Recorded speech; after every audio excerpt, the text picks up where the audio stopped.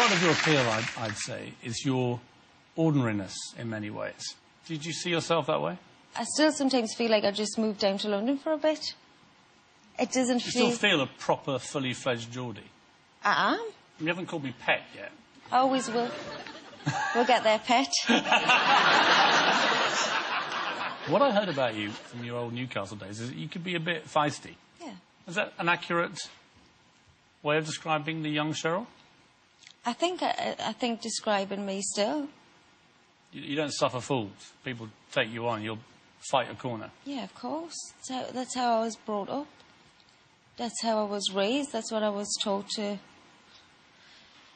do and to be like, and that's how I am. Have you had many fights?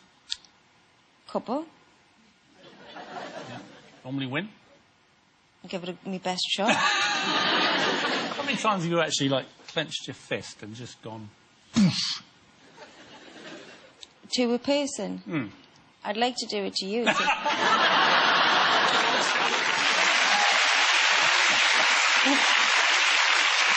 You've established that you're feisty, but how have you used that feistiness to get where you are today? By the time she was 19, Cheryl had already tried her hand at child modelling and ballet dancing in her quest for fame. Cheryl was such a funny little character.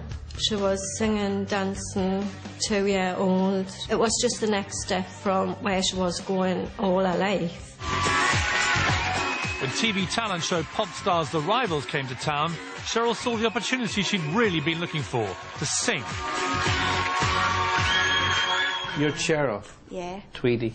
Where are you from? Newcastle. If you watch that first performance, you can tell by her demeanour that she's not taking any prisoners. Ready?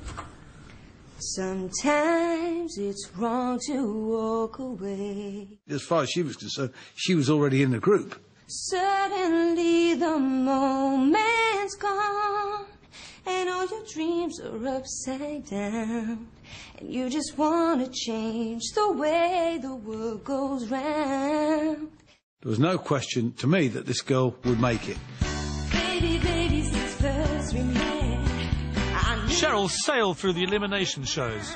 I remember thinking she had such a warm personality, and I think her dimples are so cute that I thought, oh. Cheryl was first to make it into the band. Cheryl! She jumped up like a football again and punched the air and went, yes, come on!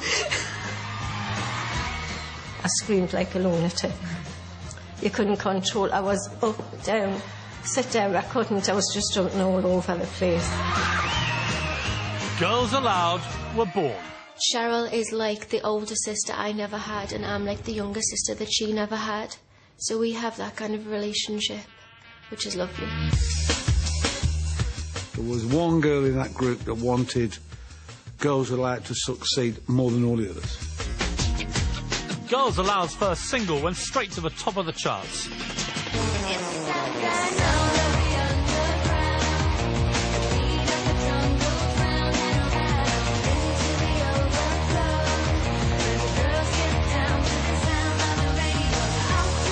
They quickly became the biggest girl band in Britain, and Cheryl in particular proved a big hit with the press.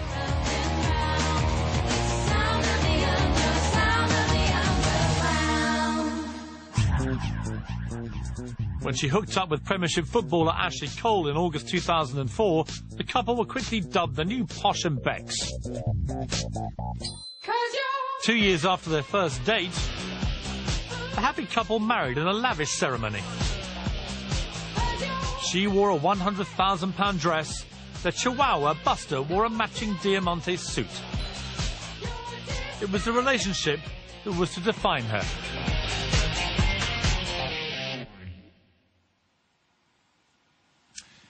When did you first set eyes on Ashley? I met him a few times. We lived in the same complex. I knew he played football and that was about it. And he was really shy. Painfully shy. And then we exchanged numbers. I read you wouldn't give him your number for a while. You had to be very persistent and get it through a friend. Yes. Mm-hmm. Where do you go on your first date? Do you remember that? His house, because because we couldn't go, you know, given his status and I was a member of Girls Aloud, it would have just been... Did he cook for you? You're joking, aren't you? What did you get, pizza? I mean, how does this work when you're two massive stars in an apartment? I think just on the first day, you drink wine. Just wine. And what did you think of him? I thought he was great. Sensitive.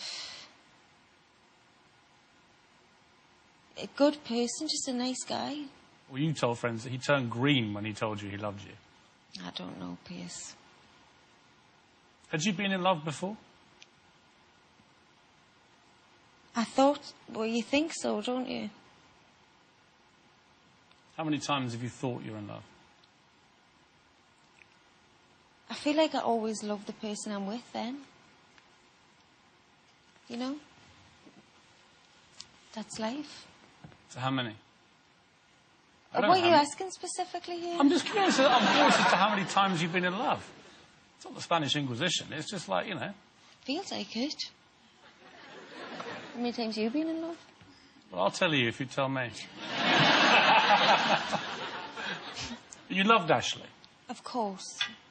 You said since that you'd never been in a relationship where you'd been treated so like a princess. Is that accurate? Is that what you really felt about it? Yeah, of course. Like there wasn't any worries. Like we were meant for each other.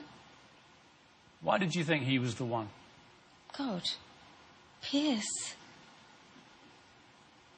Do you really want to know all this stuff? I really want to know. Why?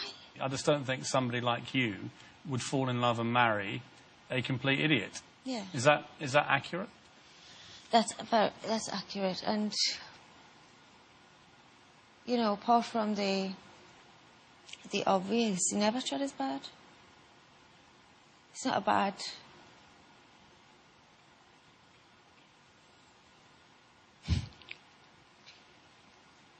Yeah.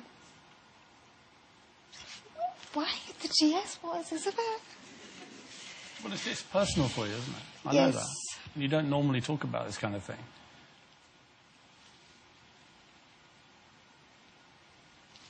And it's, you know, it was the defining relationship of your life so far. And do you know what it is for me? It's not me past. It's very much me present. I'm still a person. I'm still getting divorced. I'm still... It hurts. It's embarrassing. It's life. Do you still love him? There's part of us I'll always love him, of course. It's a big part of my life. And I love his family. And I love what we had. When you got married, can you remember how you felt that day? Euphoric, like it was the happiest day of my life. Calm. Happy. And did you absolutely believe then that this would last forever? I would never have took my vows if I didn't. It's not a joke. It's not something you go into lightheartedly. And it's not something you go into thinking, if I feel differently later, it doesn't matter. For you, the vows were very important. Yeah. It's just a chapter in my life that I don't want to feel miserable about it or unhappy.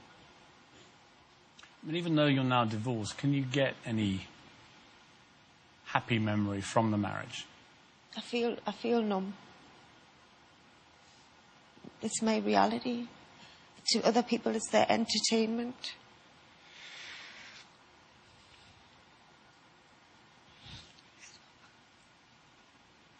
I don't want to cry.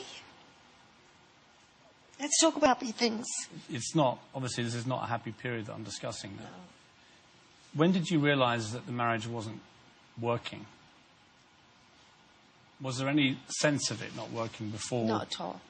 So until then, you thought you were very happily married? Complete and utter happiness. And total trust in Ashley? More than ever. You enjoyed married life? You were... I enjoy the stability of having, amongst all the madness, that one person that is there throughout. And he's very